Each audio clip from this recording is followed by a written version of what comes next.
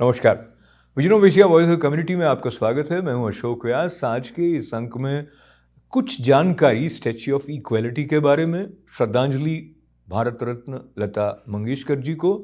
तो ये सब करेगा आपकी प्रतीक्षा इस छोटे से ब्रेक के बाद। बने रहें हमारे साथ।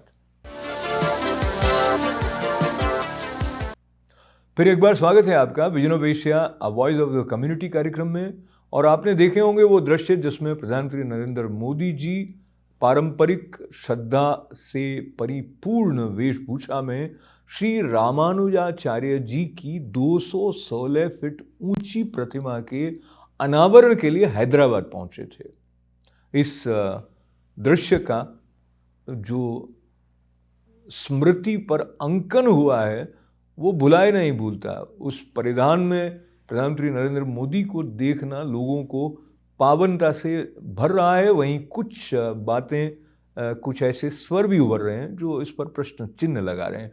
पर आज प्रारंभ करते हैं उन दृश्यों से जहां आप देखेंगे वह क्षण जब इस मूर्ति का विधिवत अनावरण हुआ।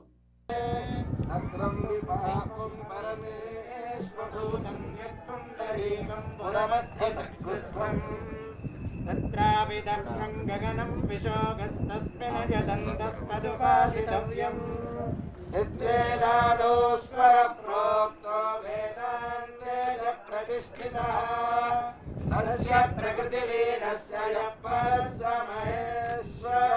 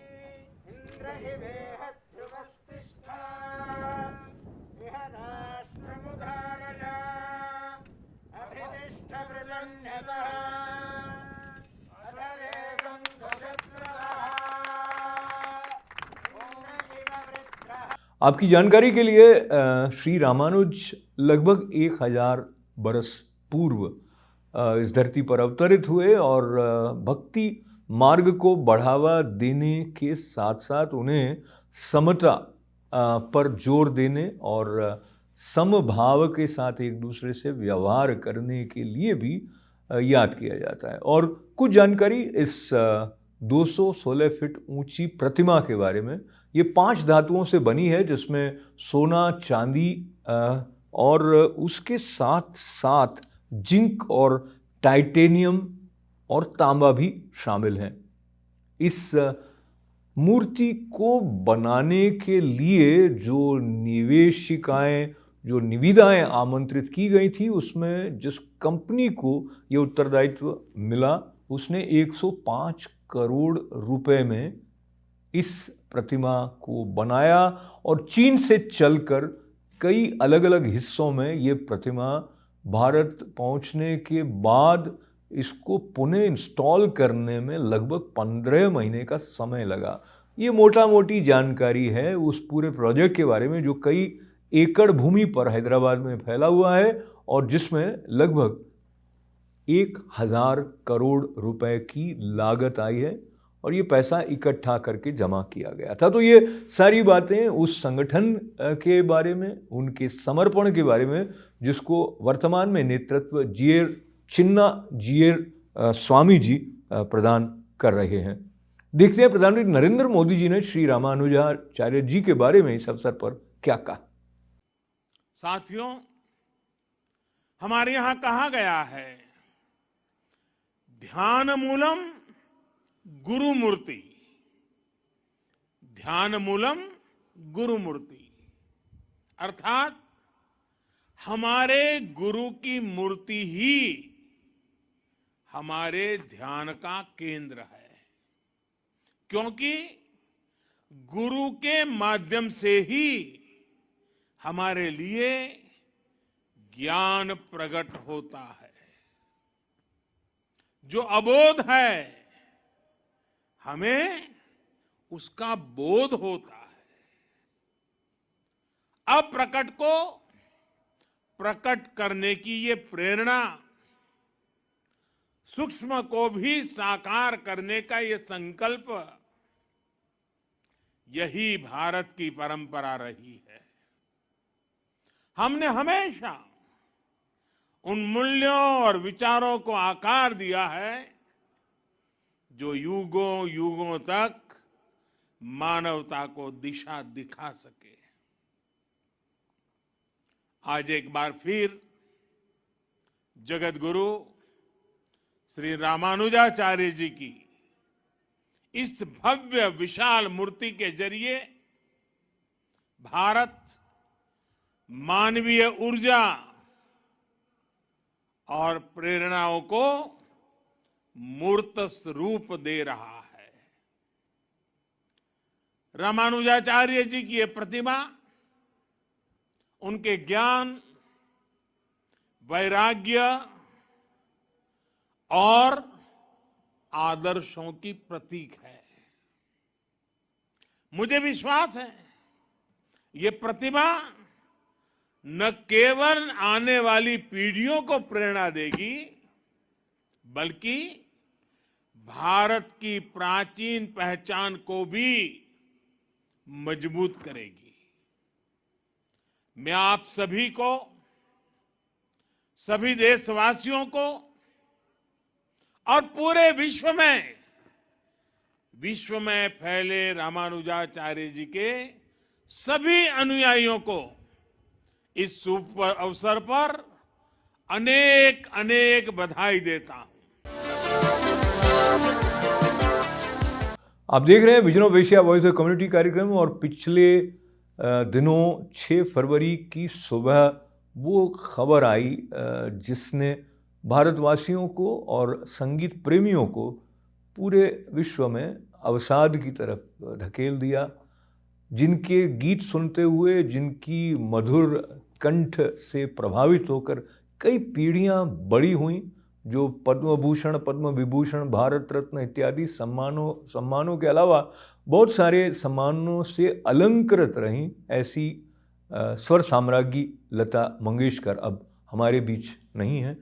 जहां उनके गीत बरसों बरस पिनाका गीत माला में नंबर 1 पर बने रहे, वहीं उनका जो भारत के प्रति प्रेम और उनका भारत के प्रधानमंत्री नरेंद्र मोदी जी के साथ जो स्नेह का बड़ी बहन वाला नाता था, उससे भी बहुत एक अलग प्रकार की आत्मीयता और भावनाओं का संचार आम लोगों तक भी पहुंचता रहा है।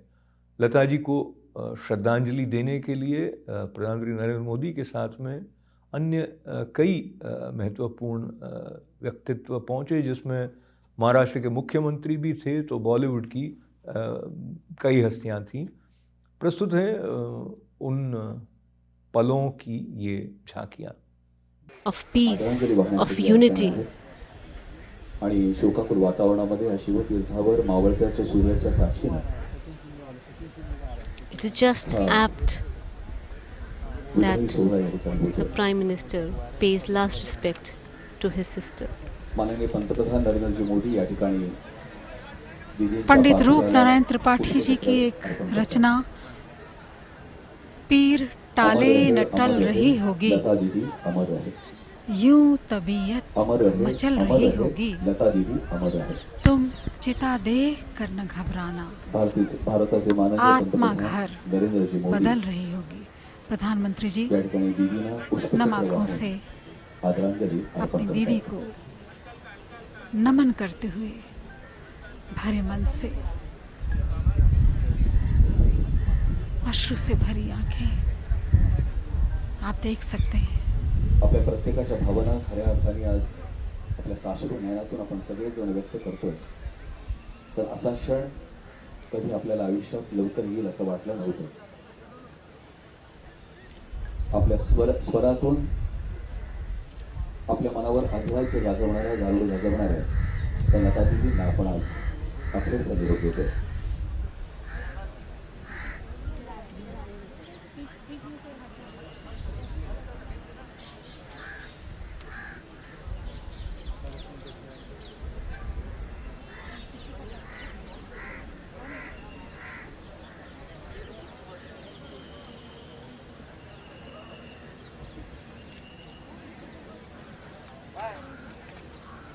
माननीय राज्यपाल डॉक्टर भगतसिंग कोश्यारी या ठिकाणी दीदींना पुष्पचक्र अर्पण करून आदरांजली अर्पण करतात. माननीय राज्यपाल भगतसिंग कोश्यारी, महाराष्ट्र के गवर्नर भारतरत्न लता मंगेशकर यांना भगत सिंह पुष्पचक्र वाहून कोश्यारी आपली जी आदरांजली या ठिकाणी व्यक्त करतात. अपनी श्रद्धा सुमन अर्पित करते हुए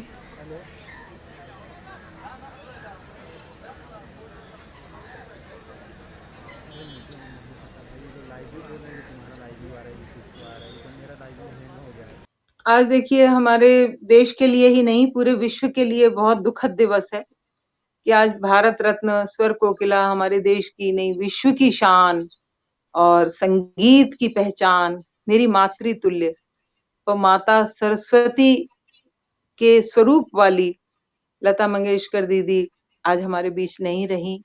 इससे बड़ा दुखद समाचार और क्या हो सकता है. स्तब्ध हूँ, निशब्द हूँ. मेरा वास्तव में रोम रोम दुखी हो रहा है. मैंने उनसे मिलकर उनका दर्शन भी किया था और उनका आशीर्वाद भी पाया था. ये मेरे लिए बड़े सौभाग्य की बात थी. इतनी महान शख्सियत, इतनी विनम्रता की प्रतिमूर्ति, इतनी ऊंचाइयों पर शिखर पर पहुंचकर भी वो हमेशा जमीन से जुड़ी रहीं और संगीत की साधना अध्यात्म से जुड़कर करती रहीं.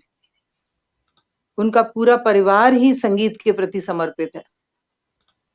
मैं उनको अपनी श्रद्धांजलि इस रूप में भी देना चाहती हूँ कि मैं जब उनसे मिली थी आज से लगभग 44 वर्ष पूर्व, मेरे पति वीरेन जी जो अब इस दुनिया में नहीं है वो भी मेरे साथ थे और हम लोग गए थे मुंबई.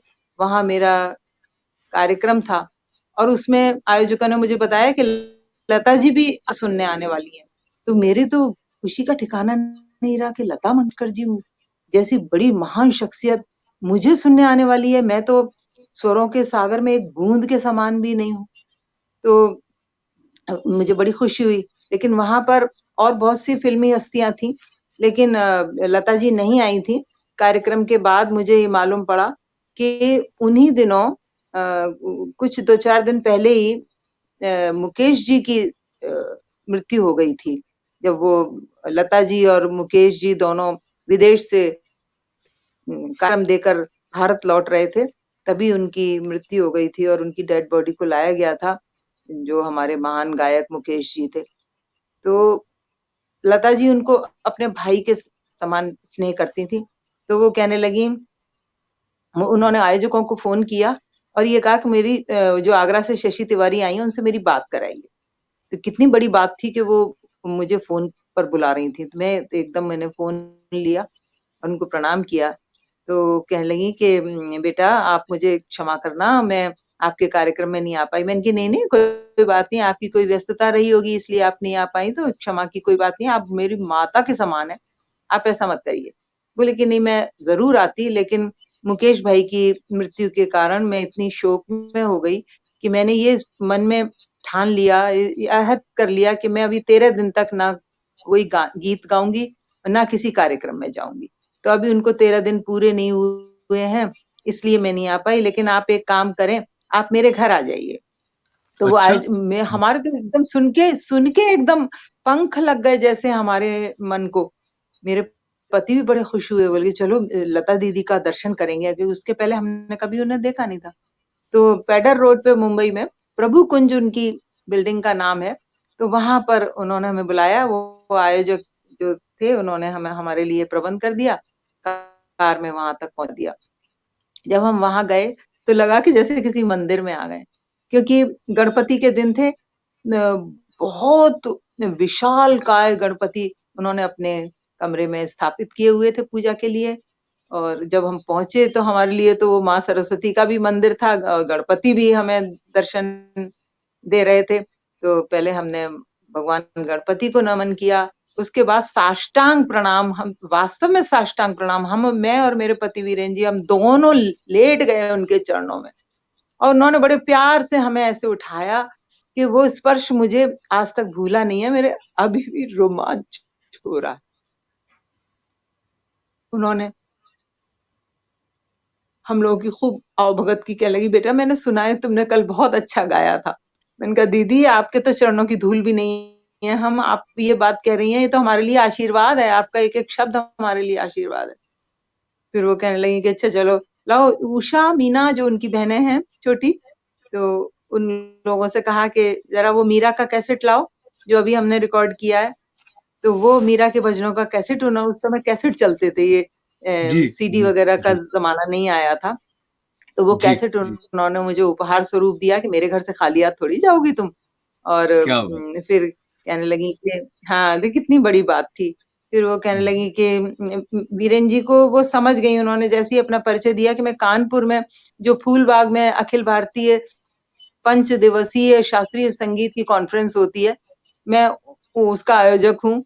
मैं और मेरे बुजुर्ग उसको 100 साल से करते आ रहे हैं, तो उसमें हमने आपको बुलाया था। तो वो कहने लगी हाँ मुझे याद है, बुलाया था आपके चाचा को, सब लोग उनके निकनेम धक्कू बाबू से पुकारते थे। तो वो उन्होंने मुझे बुलाया था आप लोगों के कार्यक्रम में, मैं स्वीकृति देकर भी नहीं आ पाई, तो बेटा मुझे क्षमा करना। इतनी महान शख्सियत और इतनी विनम्रता कि वो क्षमा याचना कर रही थी एक जरा सी बात के लिए। तो मेरे पति ने कहा नहीं आप दीदी एकदम चरण छुए कि आप कैसी बात कर रही हैं, आपकी इतनी व्यस्तताएं होती हैं, आप इतनी मतलब विश्व स्तर की फिगर हैं, आप अब नहीं आ पाई कोई बात नहीं, आगे भविष्य में जब भी आप आएंगी आपका हमेशा स्वागत है, और आप ही बता दीजिएगा आप जब आना चाहेंगी, हमारी तो हर वर्ष ये कॉन्फ्रेंस होती है। तो इस तरह की बड़ी मतलब अनौपचारिक बातचीत हो रही थी, बड़ी प्रसन्न हो रही थी वो। और हाँ हमारी तो खुशियों का ठिकाना नहीं था, हमें तो लग रहा था हमारे रोम रोम से खुशी फूटी पड़ रही है। फिर उन्होंने चाय नाश्ता कराया, हमें तो लगा हम प्रसाद पा रहे हैं दीदी का, माँ सरस्वती हमें प्रसाद दे रही हैं। चाय नाश्ता बहुत बड़ी बात थी कि इतना वो समय हमें दे रही थी कि लो बेटा चाय पियो, ऐसे कैसे चली जाओगी, मेरे घर आई हो तो अतिथि देवो भव, ये उन्होंने कहा। तो उनकी एक एक बात आज ऐसी रील की तरह से घूम रही है, हमेशा मुझे उनका आशीर्वाद याद रहता है। और कहने लगी कि बेटा तुम बहुत नाम करोगी, मैंने सब पता लगा लिया है कि तुमने कल कैसी कैसी सुंदर सुंदर रचनाएं प्रस्तुत की थी, और कभी मौका होगा तो उन रचनाओं में से कोई मुझे देना तो मैं गाऊंगी। बताइए कितनी अरे बड़ी वाह। बात कही। उस समय ना तो ये इस तरह के स्मार्टफोन हुआ करते थे जो झट से हम उनके साथ फोटो खींच लेते, या उनके शब्दों को हम रिकॉर्ड कर लेते, कुछ भी नहीं कर पाए। बस हमारे जहन में, हमारे दिलों में, हमारी रोम रोम में उनकी आशीर्वाद बसे हुए हैं। शशि और जी मेरे पति तो इस दुनिया में मेरे मैं ऐसे पति इस आपसे दुनिया में नहीं रहे, और आज लता जी भी नहीं रही, दोनों इस दुनिया में नहीं है, बस यादें ही शेष हैं। मैं तो उनको शत शत नमन ही कर सकती हूँ, और कुछ वश में नहीं है, नियति बलवती होती है। ईश्वरीय वरदान थी लता जी, परमात्मा का अवतरण थी लता जी। सरस्वती का मुझे लगता है रूप ही एक बहुत बड़े तपस्वियों ने तपस्या करके देवलोक में हलचल मचाई होगी कि नहीं, पृथ्वी खंड पर एक खंड है जिसका नाम है भारत, वहां भेजी जाएंगी लता मंगेशकर। और आज वो चली गई हैं, आज उनकी विदाई हो गई है। मां सरस्वती, कल उनका पूजन था, आज उनकी विदाई हुई है। मैं ऐसे पुण्य दिन को, परम दिन को नमन करता हूं और पूरे देशवासियों से प्रार्थना करता हूं कि उनकी सदगति के लिए प्रार्थना करें और हम सब उनसे सीख लें, उनके व्यक्तित्व से सीख लें। और उनका जो गाना है वो एनलाइटनमेंट, वो ज्योतिर्मय करने वाला है। युगों युगों तक जब तक मानव जाति रहेगी तब तक लता जी का अस्तित्व रहेगा। हरिओम। जो खुद ही संगीत हो उनके बारे में कौन क्या कुछ भी कह सकता है। जो हुआ वो तो किसी भी तरह टाला नहीं जा सकता। जीवन का ये रूप लेना अमोघ है। जिस भूमि में सुर की साम्राज्ञी का जन्म हुआ, उस भारत भूमि की शान का क्या बखान करें। हम सब एक एक भारतीय गर्वित है, फॉर्चुनेट है कि हम सब का जन्म भारत देश में हुआ। मेरा ये अति सौभाग्य है कि लता जी और मेरे गुरुजी एवरी नाउ एंड देन एक दूसरे को फ़ोन के माध्यम से संपर्क में रहते हैं एक दूसरे के साथ, और मैं चुपचाप बैठ के विटनेस करती रहती ये सब अनमोल घड़ियों की। दोनों जैसे बच्चों की तरह शिशु सुलभ बातें करते हैं, हंसते हैं, खिलखिलाते हैं। और during those conversations many times I got a chance to pay my respects to her directly during the end of the conversation. मुझे उनको प्रणाम कहने का मौका मिला। मैं इसके लिए मेरे गुरुजी की बहुत बहुत बहुत आभारी हूँ। तो लता जी का एक एक गाना संगीत शास्त्र के एक एक पहलू का टेक्स्ट बुक है। हिंदी फिल्म म्यूज़िक को उन्होंने ऐसे समृद्ध किया कि उस स्पेस में रहना, उस स्पेस में आना और उसको समझना, उसको पेश करना, वो सिर्फ एक और लता जी के लिए ही पॉसिबल है और किसी की बस की बात नहीं है। वर्तमान के सारे संगीतकारों के लिए म्यूज़िक के हर एक सेगमेंट्स पे काम करने की, जो लोग काम करते हैं उनके लिए, आगे आने वाली जनरेशन्स के लिए उनके गानों पे शोध करते जाना है, उनके गानों से सीखते जाएं और ये विरासत को संभालते जाएं। मेरा इतना ही कहना है। इतनी बड़ी शख्स के लिए मैं और क्या कहूँ। और अब आज का vision of Asia voice of community कार्यक्रम समाप्त करने से पहले हम आपको फिर याद दिला दें कि आप हमारे साथ बने रहें। हमारे कार्यक्रमों के द्वारा फेसबुक पर हमारे मित्र बनकर सब्सक्राइब करें ITV गोल्ड के यूट्यूब चैनल को, और इवेंट्स के बारे में तथा अन्य सूचनाओं के बारे में हमें लिखें events@itvgold.com पर। अपना ख्याल रखें। हमारा साथ देने के लिए आभार। अशोक व्यास को अनुमति दें। नमस्कार।